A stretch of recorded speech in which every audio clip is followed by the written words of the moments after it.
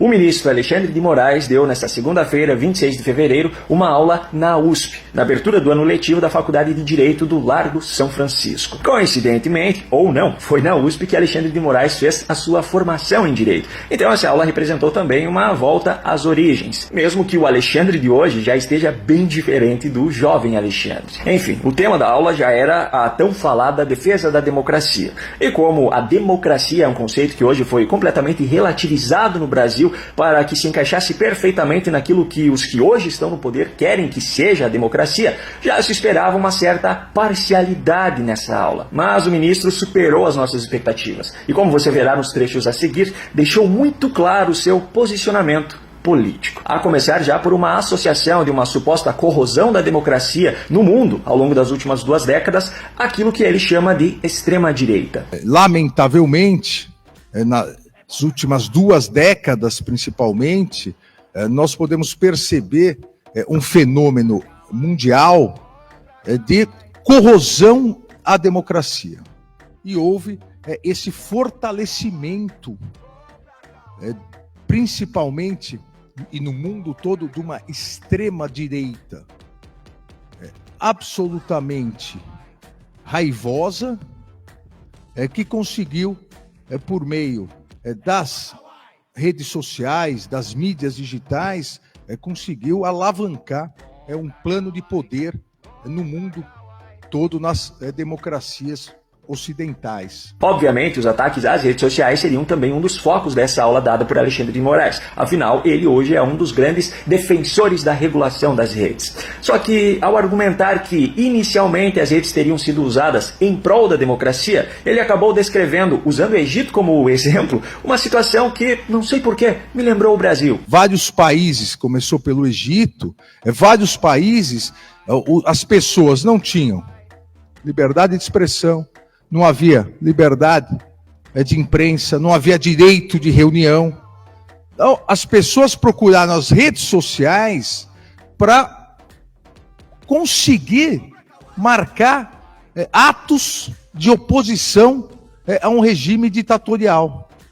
Ou seja, a utilização ou a instrumentalização das redes sociais, num primeiro momento, foi pela democracia.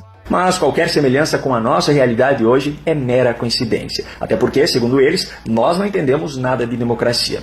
Bom, mais adiante, mais acusações daquilo que ele chama de extrema-direita. Mas isso não demorou muito para uma extrema-direita, uns extremistas perceberem que as redes sociais eram um caminho para atingir o poder. Ok, até aqui ficou claro que ele está falando muito em extremismo e que ele associa isso exclusivamente à extrema-direita, certo? Então preste atenção no trecho a seguir. Porque pecou, e esse é o grande desafio dos regimes democráticos, pecou na questão da distribuição de renda. E isso foi gerando algumas angústias nas pessoas. Essas angústias, esses traumas, esses ódios que foram surgindo, eles foram sendo capturados por esses extremistas. Peraí, deixa eu ver se eu entendi. Moraes disse que os regimes democráticos pecaram na distribuição de renda.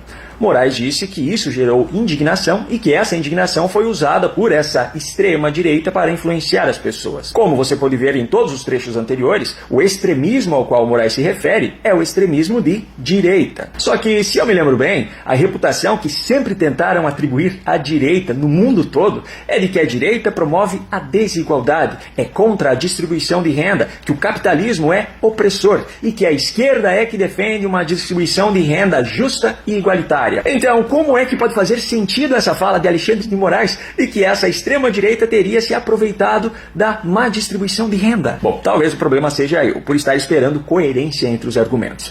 Vamos adiante, pois ele ainda falou mais sobre a tal extrema-direita, só que agora direcionando aos Estados Unidos. A partir de estudos feitos e aprimorados na extrema-direita norte-americana. Mais adiante ele falou sobre o uso da expressão liberdade e colocou que essa extrema-direita, da qual ele está falando até o momento, usou as redes sociais para atacar a imprensa tradicional. Não por outros motivos, a palavra liberdade é a mais utilizada pelos extremistas. Defesa da liberdade, a liberdade deles, mas é a palavra mais utilizada nas redes sociais. Isso se deu como? Primeiro ataque, ou o ataque é o primeiro pilar das democracias ocidentais.